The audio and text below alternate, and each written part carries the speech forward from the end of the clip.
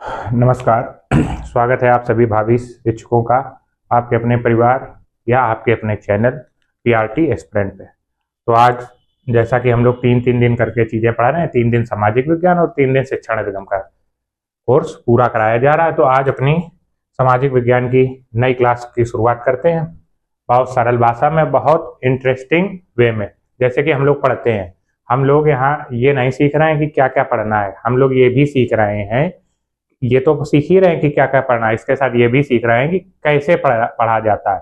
क्योंकि आप अब शिक्षक बनने वाले हैं, तो आपको कोई भी पैराग्राफ या कोई भी चीज या कोई भी किताब दी जा रही है, तो आप उसको कैसे अपने माइंड में फीड करेंगे और फिर छोटे बच्चों को समझाएंगे।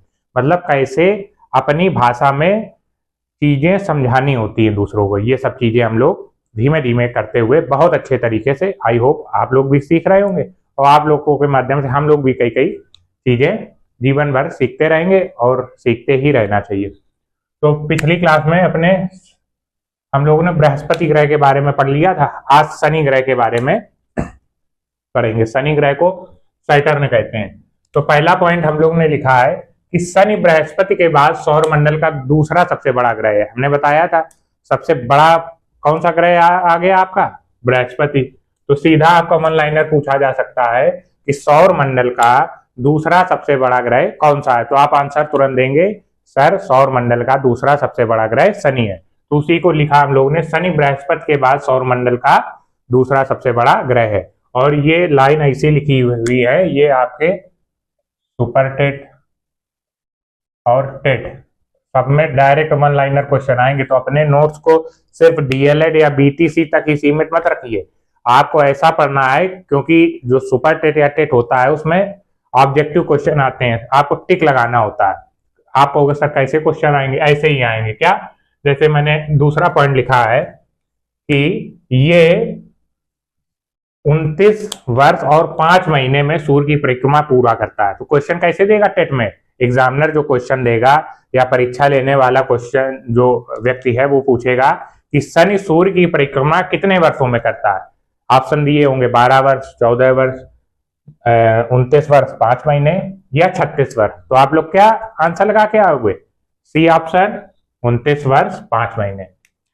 फिर तीसरा पॉइंट हम लोग लिखेंगे, शनि के 82 उपग्रह हैं। कितने उपग्रह हैं, शनि के 82 उपग्रह हैं। फिर शनि के उपग्रहों की संख्या पूरे सौर मंडल में सबसे ज्यादा है। यह भी इंपॉर्टेंट है, सीधा आपसे पूछेगा, क्या पूछेगा कि सौर मंडल में किस ग्रह के सबसे ज्यादा उपग्रह हैं। तो आप क्या कहोगे, शनि। किसके सबसे ज्यादा उपग्रह हैं, शनि के। तो ये भी इंपॉर्टेंट है, सब इंपॉर्टेंट है आपकी। शनि का एक सबसे बड़ा उपग्रह है टाइटन। कौन है, टाइटन। शनि वो हम लोग ने ज्योतिष विद्या में पढ़ा होगा कि जो शनि ग्रह होता है वो शनि की 7.5 या ये होती है, तो आदमी को बहुत टाइट कर देता है, मतलब उसके तकलीफें ज्यादा बढ़ जाती हैं। तो उससे आप ट्रिक के माध्यम से कनेक्ट कर सकते हैं कि शनि आदमी को टाइट कर देता है। तो शनि का उपग्रह है टाइटन, जिस पर कच्चा तेल पाए जाने की संभावना है। शनि का एक उपग्रह है टाइटन, जिस पर कच्चा तेल पाए जाने की संभावना है। तो सीधे आपसे क्वेश्चन करेगा कि ऐसा कौन सा उपग्रह है जिसपे कच्चा तेल पाए जाने की संभावना है। आप क्या लिखेंगे, टाइटन एक ऐसा ग्रह है, उपग्रह है जो कि जिस पर कच्चा तेल पाए जाने की संभावना है। या दूसरा क्वेश्चन कैसे पूछ सकता है एग्जामिनर कि टाइटन उपग्रह किस ग्रह का है। तो आप क्या कहेंगे, टाइटन उपग्रह सैटर्न यानी शनि उपग्रह, शनि ग्रह का है। और लास्ट पॉइंट इसमें लिखेंगे, इसमें छल्ले वलय जैसी विशेषता के कारण शनि ग्रह को आकाश गंगा के समान गैलेक्सी लाइक प्लेनेट भी कहा जाता है। वलय क्या होता है, ऐसे जैसे ये शनि ग्रह है तो इसके चारों रिंग टाइप स्ट्रक्चर, इस पर इसके चारों धूल और गैस के कण घूमा करते हैं। तो पृथ्वी से देखने पर ऐसे ऐसे वलय दिखाई पड़ती हैं गोल गोल। ये चित्र भी बना देंगे आप लोग जब भी एग्जाम में आप कॉपी लिखे। तो हो सकता है जितने से ज्यादा फ्लो चार्ट या चित्र बना सकते हैं वो आप बनाया करिए, उससे नंबर बहुत अच्छे मिलते हैं। तो इसमें छल्ले वलय लाइक जैसी संरचना के कारण शनि को आकाश गंगा के समान गैलेक्सी लाइक प्लेनेट भी कहा जाता है। सीधा क्वेश्चन आएगा, आकाश गंगा के समान किस ग्रह को कहा जाता है। तो आप क्या कहेंगे, शनि। किस लिए, क्योंकि इसमें वलय जैसी, मतलब उसके रिंग चारों तरफ ग्रह के गोला गोला ऐसा दिखाई पड़ता है। ये एग्जाम्पल आप बना लेंगे। तो ये आपका हो गया शनि ग्रह के बारे में। अब नेक्स्ट जल्दी से, और रिवीजन प्रणाली आप अपना रहे हैं, स्कैन करके आते हैं कि नहीं, कमेंट करके बताएंगे आप सभी लोग। धीमे धीमे हम लोग चीजें बहुत इजी भाषा में, जो भी एक बार ये वीडियो देख लेगा फिर छोड़ के नहीं जाएगा, दूसरी जगह पूछ जाएगा नहीं, क्योंकि इतनी इजी भाषा, इतनी अच्छी रूप में हम लोग पढ़ रहे हैं कि कहीं और जाने की जरूरत ही नहीं पड़ेगी। फिर नेक्स्ट ग्रह कौन था शनि के बाद? लिख दीजिए अरुण। शनि के बाद ग्रह जो है, अरे मैं एक किनारे नहीं हटा, चलिए आप नोट कर लेना। शनि के बाद है अरुण, 7वां ग्रह है अरुण। अरुण आदमियों के नाम भी होते हैं और ग्रह का नाम भी है, यूरेनस। यूरेनस, इसमें पहला पॉइंट क्या लिखेंगे? यूरेनस में लिख लीजिए, यह सौर मंडल का तीसरा सबसे बड़ा ग्रह। सबसे बड़ा पहले बृहस्पति, फिर शनि और फिर अरुण। यह है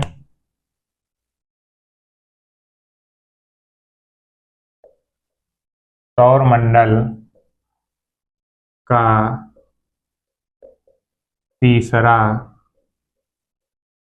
सबसे बड़ा ग्रह है। तीसरा सबसे बड़ा ग्रह कौन सा है? अरुण। हरा ग्रह किसे कहा जाता है? अरुण को लिख दो। इस अरुण ग्रह को हरा ग्रह भी कहा जाता है। सीधा आप एग्जाम में आएगा, हरा ग्रह किसे कहा जा सकता, किसे कहा जाता है? आप क्या कहेंगे? अरुण ग्रह को। अरुण ग्रह को, अरुण ग्रह को हरा ग्रह भी, हरा ग्रह भी, हरा ग्रह भी, हरा ग्रह भी कहा जाता है। हरा ग्रह क्यों कहा जाता है? क्योंकि इसमें मीथेन गैस, कौन सी गैस? मीथेन गैस की प्रधानता होती है। मीथेन गैस हरे रंग के कारण इसको हरा ग्रह कहा जाता है। लिख लीजिए, हरा ग्रह, हरा में अरुण ग्रह को हरा ग्रह इसलिए कहा जाता है क्योंकि इसमें मीथेन गैस की प्रधानता होती है। क्वेश्चन कैसे पूछ सकता है कि अरुण ग्रह में किस गैस की प्रधानता होती? तो मीथेन। सीधे सुपर टेट में आएगा, ऐसे ही क्वेश्चन आएंगे। अरुण ग्रह को हरा ग्रह इसलिए कहा जाता है क्योंकि इसमें सॉरी, गले में कुछ खराश है। इसमें मीथेन गैस की प्रधानता होती है। इसमें किस गैस की प्रधानता होती है? मीथेन गैस की प्रधानता होती है। जल्दी से इसको भी नोट कर लीजिए। इसके उपग्रहों की संख्या कितनी है? लिख दीजिए। और यह सूर्य की परिक्रमा, यह सूर्य की परिक्रमा 84 वर्षों में पूरी करता है। समझ रहे? जितने में आदमी टेम बोल जाएगा, आदमी जन्म ले और 70-80 साल इस समय उम्र होती है, तो तब तक अरुण चक्कर ही नहीं लगा पाएगा। यह सूर्य की परिक्रमा 84 वर्षों में पूरी करता है। और फिर लिखिए, इसके उपग्रहों की संख्या 27 है। इसके उपग्रहों की संख्या कितनी है? कितनी है बोलो? 27 टू 7, मतलब 27 यानी 27 है। लिख दीजिए। इसका अच्छी झुकाव सबसे ज्यादा है। अच्छी झुकाव मतलब ऐसे गोला लिए तो ऐसे झुका हुआ है, मतलब अपने एक एक्स ऐसी होते, देखिए ये एक्स अक्ष है, ये वाई अक्ष है, तो इस पर ये गोला खींचा, लेकिन ये ऐसे हो गया पूरा, एक्स अक्ष यहाँ आ गया, वाई अक्ष ये यहाँ आ गया, तो ये झुका हुआ है, तो इसलिए इसको लेटा हुआ ग्रह भी कहते हैं। लिख दीजिए, लास्ट पॉइंट इसमें लिख दीजिए कि अरुण का अक्षीय झुकाव ज्यादा है। अरुण का अक्षीय झुकाव, अरुण का अक्षीय झुकाव ज्यादा है, इसलिए इसको लेटा हुआ ग्रह भी कहते हैं। इसलिए इसको लेटा हुआ, गांव की भाषा में परा हुआ, परा नहीं लिख के आना, पापा की परी और मम्मी के परा, इसको लेटा हुआ ग्रह भी कहते हैं। क्या हम लोग ने समझा? अरुण का अक्षीय झुकाव सबसे ज्यादा है, इसलिए इसको लेटा हुआ ग्रह भी कहते हैं। मैं एक किनारे हो जाता हूं, तब तक इसको जल्दी से आप लोग नोट कर लीजिए। चलिए अब रोक के आप लोग नोट कर लीजिएगा वीडियो। अब लास्ट ग्रह अपना 8वां बचा,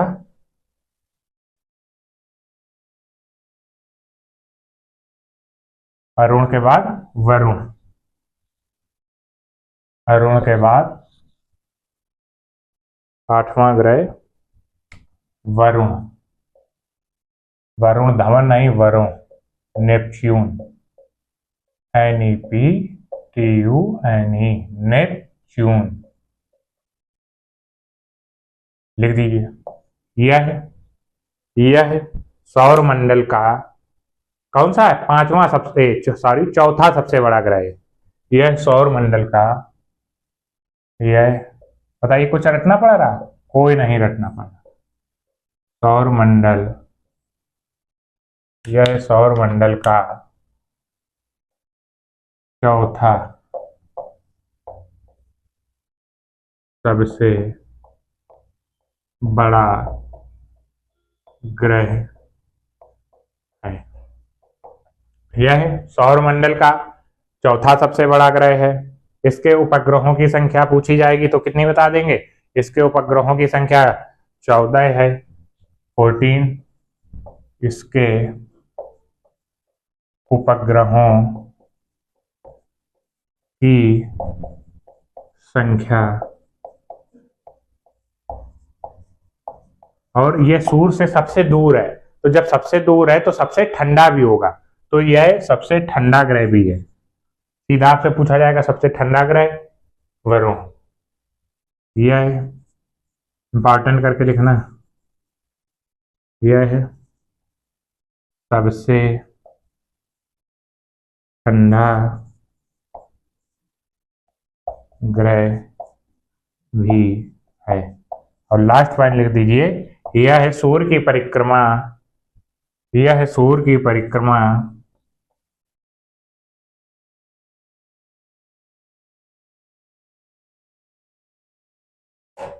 यह है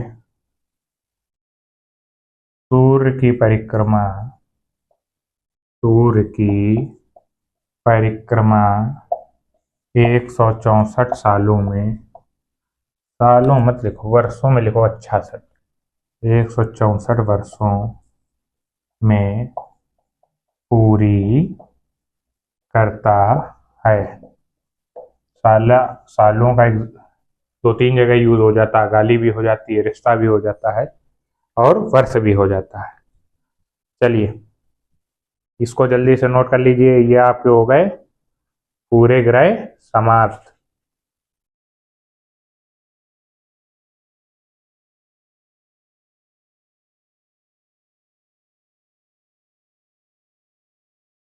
अब नेक्स्ट हेडिंग बना लीजिए, कुछ महत्वपूर्ण तथ्य। कुछ महत्वपूर्ण तथ्य। देखिए जो 8 ग्रह हैं वो परिक्रमा जो अपनी करते हैं वो पश्चिम से पूर्व की ओर, मतलब ये है था, ये ईस्ट है ये वेस्ट, तो कहे होंगे पश्चिम से पूर्व की ओर ऐसे घूमते हैं। लेकिन आखिरी के जो दो अरुण और वरुण है वो पूर्व से पश्चिम की ओर घूमते हैं, वो पूर्व से पश्चिम की ओर घूमते हैं। और जो 8 में से शुरू के 6 हैं बुध से लेकर शनि तक, वो क्या है, पश्चिम से पूर्व की ओर घूमते हैं। तो लिख लीजिए 8 में से 6 ग्रह, कोष्टक में लिखना है ना, अरुण और वरुण को छोड़कर, अरुण व वरुण को छोड़कर। कुछ महत्वपूर्ण तथ्य में हम लोग क्या लिख रहे हैं, कुछ महत्वपूर्ण तथ्य में हम लोग लिख रहे हैं 8 में से जो 6 ग्रह हैं अरुण और वरुण को छोड़कर वे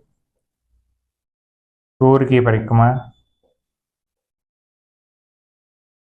पश्चिम से पूर्व, पश्चिम से पूर्व, पश्चिम से पूर्व की ओर,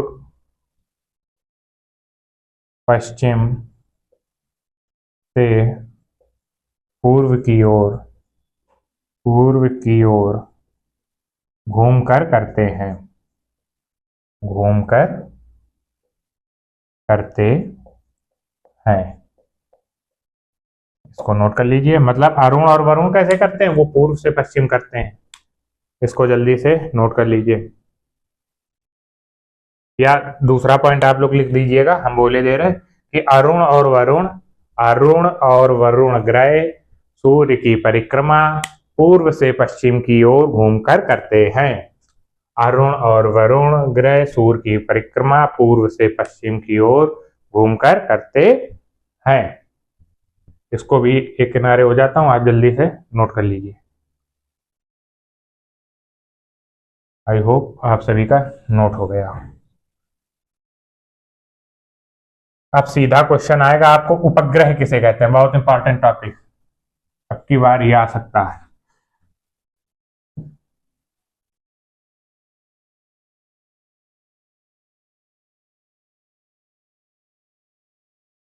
लिए हेडिंग डालिए,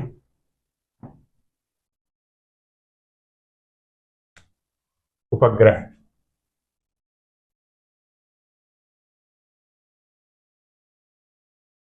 बताइए उपग्रह किसे कहते हैं।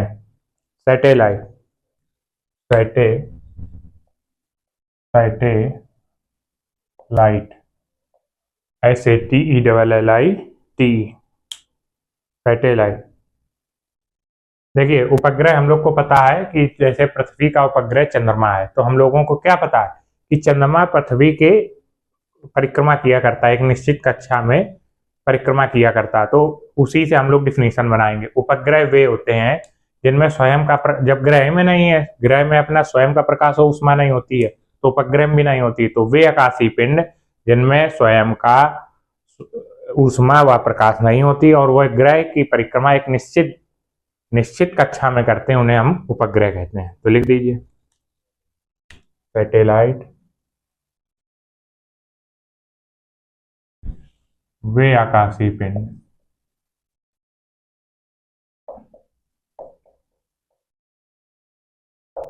वे आकाशीय पिंड जिनमें स्वयं का प्रकाश व ऊष्मा नहीं होती, जिनमें स्वयं की प्रकाश, स्वयं का प्रकाश व ऊष्मा नहीं होती है, नहीं होती है, और जो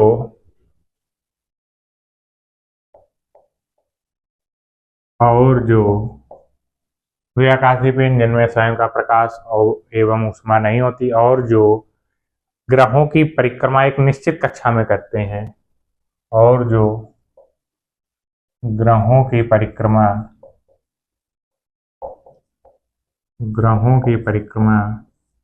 एक निश्चित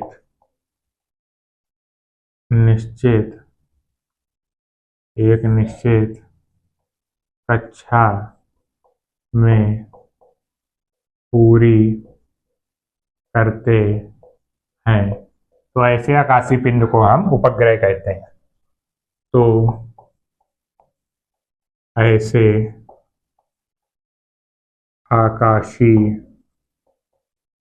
आकाशीय पिंड को हम उपग्रह कहते हैं। क्या समझे? वे आकाशीय पिंड जिनमें स्वयं का प्रकाश व ऊष्मा नहीं होती है और जो ग्रहों की परिक्रमा एक निश्चित कक्षा में पूरी करते हैं, ऐसे आकाशीय पिंडों को हम लोग उपग्रह कहते हैं। फिर से एक बार मैं रिवाइज कर दे रहा हूँ। वे आकाशीय पिंड जिनमें स्वयं का प्रकाश एवं ऊष्मा नहीं होती है और जो ग्रहों की परिक्रमा एक निश्चित कक्षा में पूरी करते हैं, उन्हें हम लोग उपग्रह कहते हैं। अब लिख लीजिए।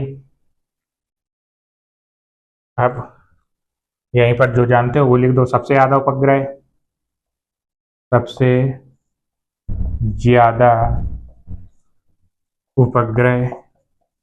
किसके हैं? बोलिए। अभी पढ़ाया शनि के कितने? 82। सबसे ज्यादा उपग्रह किस ग्रह के हैं? किस ग्रह के हैं? किसके हैं? शनि। कितने हैं? 82। सबसे कम उपग्रह कहोगे सर 2 हैं, इसमें तो बुध भी है शनि भी है, उसके हैं ही नहीं। हाँ, तो उसका किसमें रखा जाएगा? सबसे कम उपग्रह बुध और शुक्र के हैं, क्योंकि पृथ्वी का तो एक है। सबसे कम उपग्रह किसके हैं? बुध व शुक्र। कितने हैं? 0 0 बटा सन्नाटा, नील, कुछ नहीं, टाटा बाय बाय, गया वाला सीन। लिख लीजिए।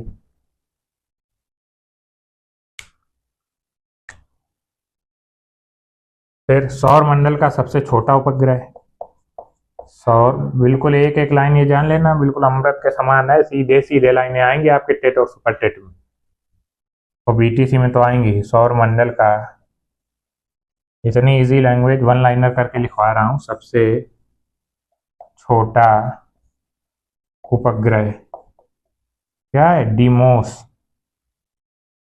क्या है? डीमोस। डीमोस किसका है बताइए? डीमोस किसका था? किसका उपग्रह था? कौन से ग्रह का? कहोगे मंगल ग्रह का सर। हाँ, तो लिखो। जिनको नहीं याद आ रहा वो पिछली क्लास देखें जाके। मंगल ग्रह का, मंगल ग्रह का उपग्रह है डीमोस। और सबसे बड़ा उपग्रह सौर मंडल का सौर, ये जैसे आपके एग्जाम में आएगा कि उपग्रह को परिभाषित कीजिए डीएलएड एग्जाम में, तो ये भी आपको लिखना है। ये सब लिखना है। कैसे लिखेंगे? वे आकाशीय पिंड जिनमें स्वयं का प्रकाश एवं ऊष्मा नहीं होती है, उन उपग्रह उन्हें कहते हैं जिनमें स्वयं का प्रकाश एवं ऊष्मा नहीं होती और साथ ही साथ वो अपने ग्रहों का परिक्रमा एक निश्चित कक्षा में करते हैं, उन्हें हम उपग्रह कहते हैं। फिर ये नोट लगा के लिखेंगे। सबसे ज्यादा उपग्रह किसके हैं? शनि। किसी ने नहीं लिखा होगा आपकी कॉपी के अलावा। जो हम लोग का परिवार है, जो आप लोगों का हम लोग मिलकर पढ़ रहे हैं, उन्हीं कॉपियों में ये लिखा होगा। सबसे ज्यादा उपग्रह किस ग्रह के हैं? शनि के। सबसे कम उपग्रह किसके हैं? बुध एवं शुक्र के। आपने ब्रैकेट में लिख भी दिया कितने कितने हैं। सौर मंडल का सबसे छोटा उपग्रह डिमोस, जो कि मंगल ग्रह का है। तो सौर मंडल का सबसे बड़ा उपग्रह गैनीमेड।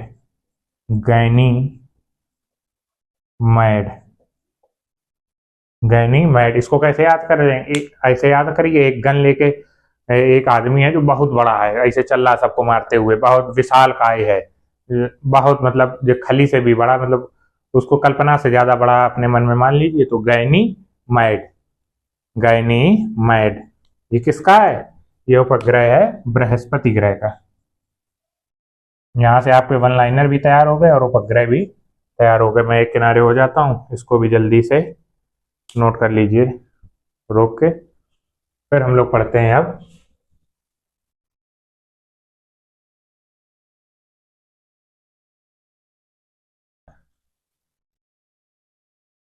फिर अब हम लोग पढ़ेंगे चंद्रमा के बारे में। चंदा मामा दूर के पुआ पकावे पूर के, कुछ नहीं पका पाते, फर्जी की बातें हैं। खुद ही पृथ्वी के चक्कर काट रहे हैं, परिक्रमा लगा रहे हैं। मुंह सही। यह पृथ्वी का पहला पॉइंट यही लिख दीजिए, यह पृथ्वी का एकमात्र उपग्रह है। यह है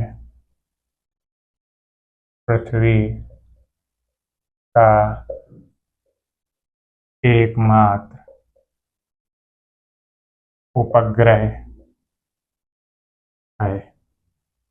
क्या है? यह पृथ्वी का एकमात्र उपग्रह है।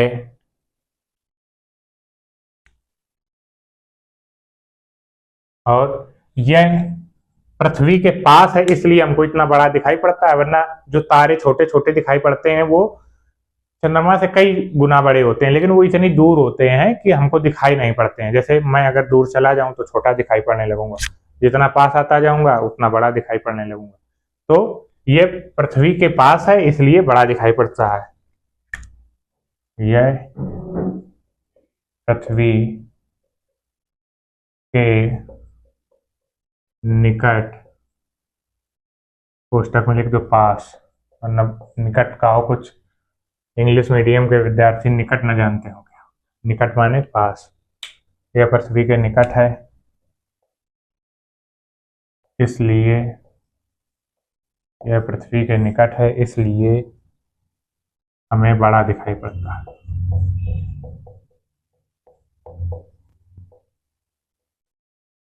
हमें बड़ा दिखाई पड़ता है। फिर नेक्स्ट पॉइंट लिखिए।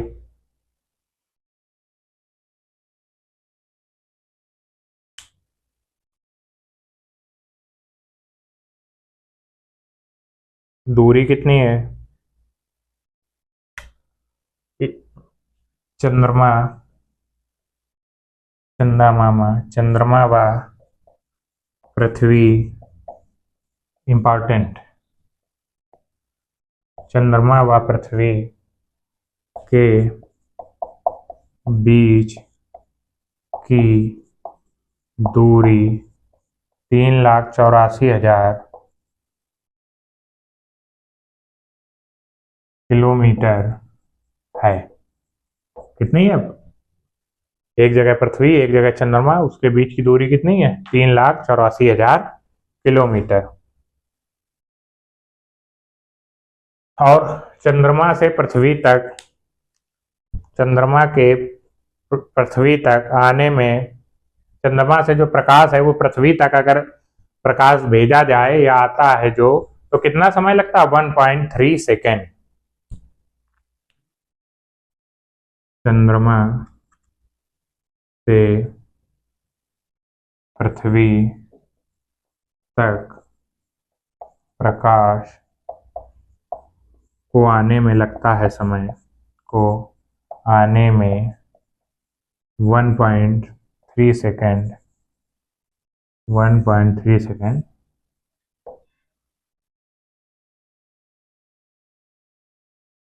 सेकेंड समय लगता है, समय लगता है। इसको भी आप सभी लोग जल्दी से नोट कर लीजिए। और हम लोग जानते हैं क्या, चंद्रमा पर वायुमंडल नहीं है, तो वो भी लिख दीजिए। चंद्रमा पर वायुमंडल, चंद्रमा पर वायुमंडल नहीं है। एक पॉइंट और लिख दीजिए कि चंद्रमा पर प्रथम आदमी कौन सा सबसे पहले गया था? Neil Armstrong. लिख लीजिए। चंद्रमा पर पहुंचने वाले पहले व्यक्ति, चंद्रमा पर, इसको नोट कर लीजिए, पहले मैं एक किनारे हूं, फिर मैं लिख रहा हूं। चंद्रमा पर पहुंचने वाले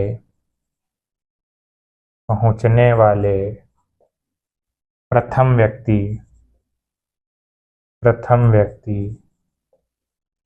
नील आर्म स्ट्रांग, जिनकी आर्म स्ट्रांग है वही चंद्रमा पर जा पाए थे। चंद्रमा पर पहुंचने वाले प्रथम व्यक्ति नील आर्मस्ट्रांग थे। तो एक इसको एक पॉइंट ऊपर और लिखे दे रहा हूं, इसको इरेज करके, वो लोग आप लोग लिख लेना क्या कि चंद्रमा पृथ्वी की परिक्रमा 27 दिन व 8 घंटे में पूरी करता है। चंद्रमा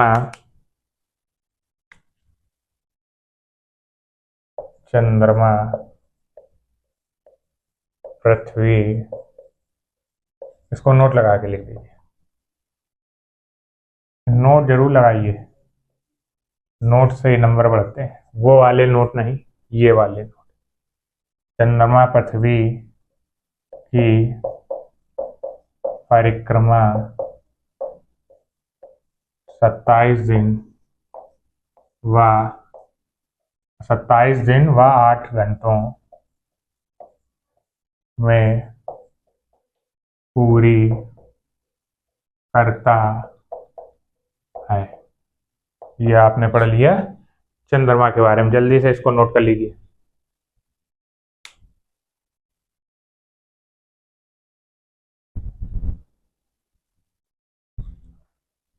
चंद्रमा के बारे में आप सभी लोगों ने पढ़ लिया, जल्दी से इसको आप सभी लोग नोट कर लीजिए।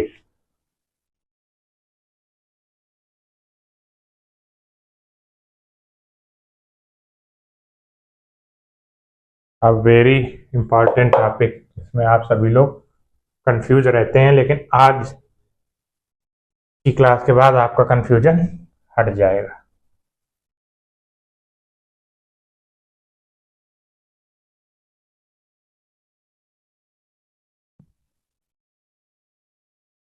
हेडिंग बना लीजिए, उल्का पिंड या उल्काएं। उल्का पिंड, कौन सा पिंड? उलक रहा, जो उल्का गांव में गई तो बहुत उलक रहा है, उसी से पड़ गया इसका नाम उल्का पिंड या उल्काएं। मीटरोइड्स, मीटरोइड्स,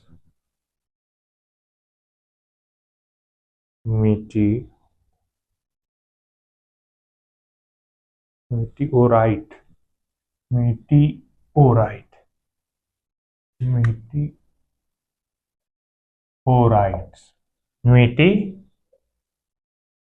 इंग्लिश वाले लिख लेंगे, मीटरोइड्स लिख ही लें, लेकिन लिखना उनको हिंदी में ही पड़ेगा, क्योंकि क्वेश्चन भी आपका हिंदी में ही आता है, तो आपको लिखना भी हिंदी में ही पड़ेगा। उल्का पिंड या मीटरोइड्स, देखिए क्या होता है। पहले एक परिभाषा लिख दीजिए, इसको हेडिंग डाल के एक परिभाषा लिख दीजिए। उल्का पिंड अंतरिक्ष से, उल्का पिंड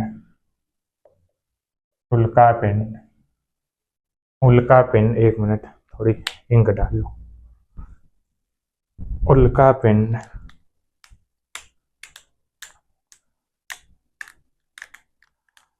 बार डालूंगा। उल्का पिंड अंतरिक्ष से पृथ्वी पर उल्का पिंड अंतरिक्ष से पृथ्वी पर गिरने वाले ठोस पिंड होते हैं। ठोस पिंड होते हैं। पहली लाइन आप लोग क्या लिखेंगे? उल्का पिंड अंतरिक्ष से पृथ्वी पर गिरने वाले ठोस पिंड होते हैं। जब ठोस होते हैं तो ये धातु या पत्थर के बने होते हैं, लिख लो, होते हैं।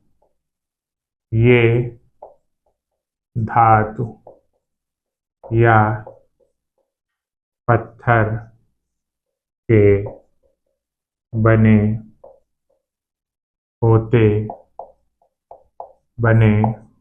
होते हैं। इसको भी जल्दी से नोट लिख दी। उल्का पिंड अंतरिक्ष से पृथ्वी पर गिरने वाले ठोस पिंड होते हैं। ये धातु एवं पृथ्वी के बने होते हैं। आमतौर पर ये छोटे कंकड़ के समान या बड़े विशालकाय विशाल पत्थर के समान भी होते हैं। ये आमतौर पर छोटे कंकड़ के समान, छोटे कंकड़ के समान व विशाल पत्थर के बराबर भी होते हैं। वह विशाल पत्थर के बराबर भी होते हैं। जल्दी से इसको नोट कर लीजिए। देखिए, ये फिगर बना देंगे, आपको पूरा समझ में आ जाएगा।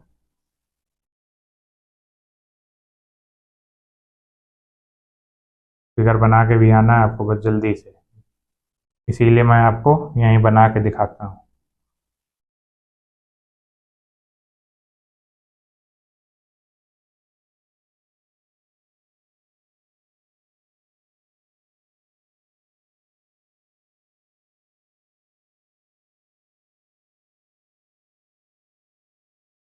ये क्या है, इसको लिख दीजिए सूर्य, ये है सन। अब देखिए मैं समझाता हूँ।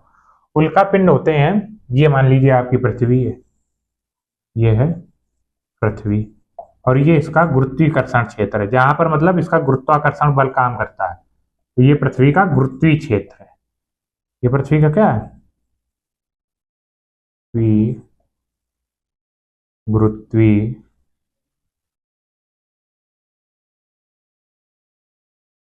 पृथ्वी का गुरुत्वाकर्षण क्षेत्र, पृथ्वी का गुरुत्वीय क्षेत्र, पृथ्वी का गुरुत्वीय क्षेत्र। अब देखिए, हमने आपको बताया था सूर्य के पास भी गुरुत्वाकर्षण बल होता है। इसी के कारण सभी ग्रह एक निश्चित कक्षा में सूर्य की परिक्रमा किया करते हैं। लेकिन जो उल्का पिंड होते हैं वो सूर्य से बहुत दूर ऊपर होते हैं। ये मान लीजिए कोई आकाशीय पिंड है, इसी को हम लोग उल्का पिंड कहते हैं। लेकिन कहेंगे कब, वो समझिए। कोई आकाशीय पिंड है, कोई पत्थर का टुकड़ा है बड़ा सा, जो सूर्य के गुरुत्वाकर्षण क्षेत्र से बहुत दूरी पर है। अब जब सूर्य का गुरुत्वाकर्षण बल काम नहीं कर रहा उस पर, तो ये क्या होता है, ये अपने मार्ग से भटक जाता। मान लो ये ऐसे ऐसे घूम रहा था, लेकिन चुंबक काम नहीं कर रहा, गुरुत्वाकर्षण काम नहीं कर रहा है, तो ये अपने मार्ग से भटक जाता है। ये अपने मार्ग से भटका, टेढ़ा मेढ़ा मेढ़ा आया, और ये कब आ जाता है, जब ये आ जाता है पृथ्वी के गुरुत्वीय क्षेत्र में। तो जब पृथ्वी के गुरुत्वीय क्षेत्र में ये आ जाता है, तो पृथ्वी के गुरुत्वीय क्षेत्र में हम लोग को पता है क्या, यहाँ पर छोटे छोटे गैस के कण या धूल के कण ये सब होते हैं। तो ये पिंड आया, यहाँ पर आया, तो धूल के कण इसके टकराए, तो ये जलने लगता है। तो इसी को क्या कहते हैं, उल्का पिंड। और जो नहीं, उसको कहते हैं उल्कास्म। जो नहीं जलता है उस, सुनिए, ये जल गया, यहाँ पर कोई कंकड़ या धूल का कण आया, तो ये आकाशीय पिंड यहाँ के जल गया। तो जो जल गया उसको कहेंगे उल्कास्म या जलता हुआ तारा। क्या कहेंगे, इसको लिख दीजिए, जलता हुआ तारा या उल्कास्म। उल्कास्म क्या कहते हैं, ये आकाशीय पिंड है, ये सूर्य से बहुत दूर है। सूर्य से बहुत दूर है, इसलिए सूर्य का जो गुरुत्वाकर्षण बल है वो इस पे काम नहीं कर पाता। तो ये टेढ़ा मेढ़ा अपने रास्ते में तो चलता नहीं, टेढ़ा मेढ़ा होके ये पृथ्वी के किसमें आ जाता है, गुरुत्वीय क्षेत्र में आ जाता है। तो यहाँ पर जो पृथ्वी के ऊपर जो धूल और वायु के कण है वो जब टकराते हैं, पत्थर पत्थर टकराए तो आग निकलती है, तो ये जो जल जाते हैं उसको कहते हैं उल्कास्म। और कहोगे सर जो कुछ तो ऐसे होते होंगे जो जल नहीं पाते होंगे। हाँ, जो कुछ ऐसे पिंड होते हैं जो जल नहीं पाते हैं, तो वो पृथ्वी के धरातल पर आ जाते हैं, तो उनको कहते हैं उल्का पिंड। समझ गए, उल्का पिंड या उल्कास्म। जो आकाशीय पिंड पृथ्वी के गुरुत्वीय क्षेत्र में आकर जल जाते हैं उसे जलता हुआ तारा या उल्कास्म कहते हैं, और जो नहीं जल पाते हैं और पृथ्वी के धरातल पर आ जाते हैं उन्हें क्या कहते हैं, उल्का पिंड। इसको जल्दी से फिगर भी बना लीजिए। जल्दी से ये ऐसे ही फिगर आपको बना के आना है। जलता हुआ तारा या टूटता टूटता हुआ तारा, इसको लूका भी कहते हैं क्या? इसको लिख दो टूटता हुआ तारा। टूटता टूटता हुआ तारा या लूका।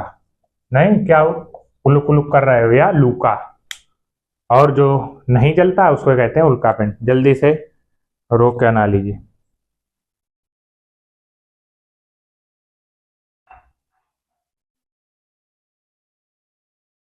अब बस जो आपने समझा वो यहाँ पर लिख दो। फिगर बना रहने दो और इसी फिगर के सहायता से सब लिख दो। वे आकाशीय पिंड, ये आकाशीय पिंड था। वे आकाशीय पिंड, वे आकाशीय पिंड जो पृथ्वी के जो जो पृथ्वी के गुरुत्वी जो पृथ्वी के गुरुत्वीय क्षेत्र में आकर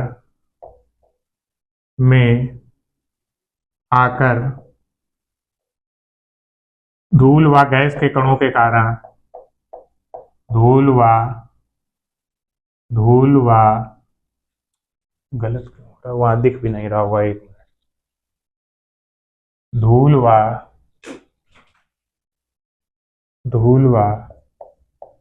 गैस के कणों के कारण वे आकाशीय पिंड जो पृथ्वी के गुरुत्वीय क्षेत्र में आकर धूल व गैस के कणों के कारण जलने लगते हैं,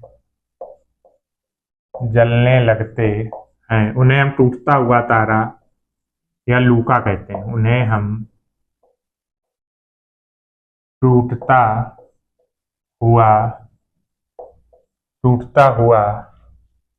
तारा जिस लूका, या सीधा आपसे पूछा जाएगा क्वेश्चन टूटता हुआ तारे को अन्य किस नाम से जानते हैं, तो आप क्या लिखेंगे?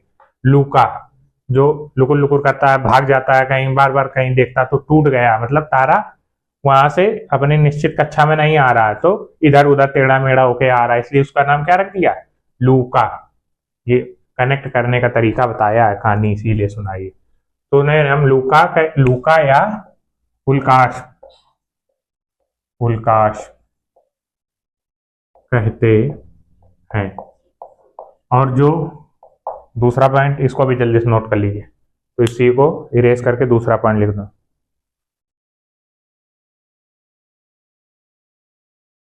और जो भाग, दूसरा पॉइंट, और जो भाग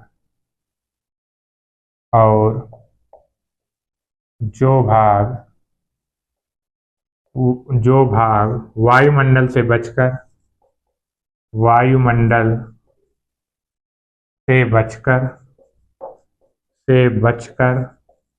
मतलब यहां से बच गए और वो पृथ्वी के धरातल पर पहुंच जाते हैं, बचकर पृथ्वी के धरातल पर पहुंच जाते हैं, उन्हें हम उल्का पिंड कहते हैं।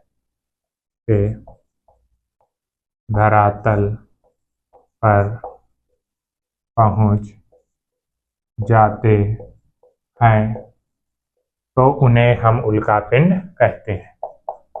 तो उन्हें हम उल्का पिंड कहते हैं। क्या आपने लिखा? और जो भाग वायुमंडल से बचकर पृथ्वी के धरातल पर पहुंच जाते हैं तो उन्हें हम उल्का पिंड कहते हैं। तो उन्हें हम लोग क्या कहते हैं? उल्का पिंड कहते हैं।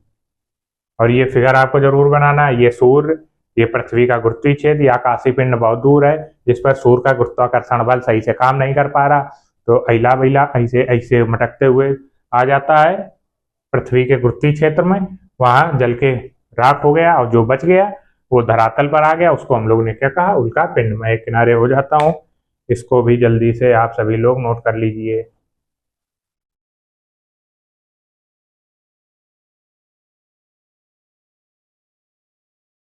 जल्दी से आप लोग इसको रोक कर नोट कर लीजिए।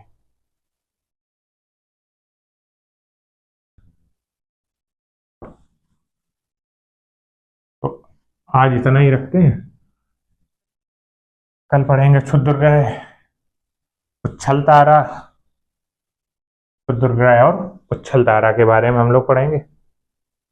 आई होप आपको क्लास अच्छी लग रही हो, चीजें समझ में आ रही हो। मुझे नहीं लगता कि अब आप कभी उल्का पिंड या उल्कास को भूल पाएंगे। तो ऐसे ही धीमे धीमे चीजों को हमेशा के लिए पढ़ते चलिए, क्योंकि आपको एक सरकारी मास्टर एक पद आपको अपना निश्चित करना है। और डीएलएड को उतना ही पढ़िए जितना एग्जाम में आपके 90+% आ जाए। उसी पर आपको पीएचडी नहीं करनी है कि पूरे दिन लगे हुए हैं, ना टेट का पढ़ पा रहे हैं, ना सीटेट का, ना अपनी तैयारी कर पा रहे हैं। क्योंकि सच बताऊं तो इतना कंपटीशन हो गया बाजार में, जो लड़का स्वयं से मेहनत करेगा, स्वयं किताबों में देखेगा क्या क्या चीज है। आपको कंपटीशन का क्या मतलब, आपको दूसरे से आगे निकलना है बस। जो इतना वो पढ़ रहा है उससे ज्यादा आपको पढ़ना, उससे ज्यादा नंबर लाना। तो स्वाध्याय करते रहिए, चीजें अपने मन से पढ़ते रहिए। किसी पर पूरा डिपेंडेंसी मुझे तो नहीं लगता है कि ठीक है।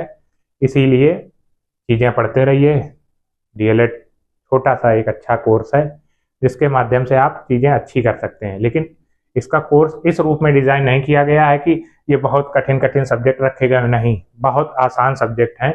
इसमें आपको मेन ये सिखाना है सीखना है कि कैसे छोटे बच्चों को पढ़ाया जाएगा। यही सब चीजें हम कैसे छोटे बच्चों को पढ़ाएंगे। तो आई होप आपको क्लासेस अच्छी लग रही हो। अगर क्लासेस अच्छी लग रही हो तो लाइक शेयर सब्सक्राइब कर दीजिए। धन्यवाद।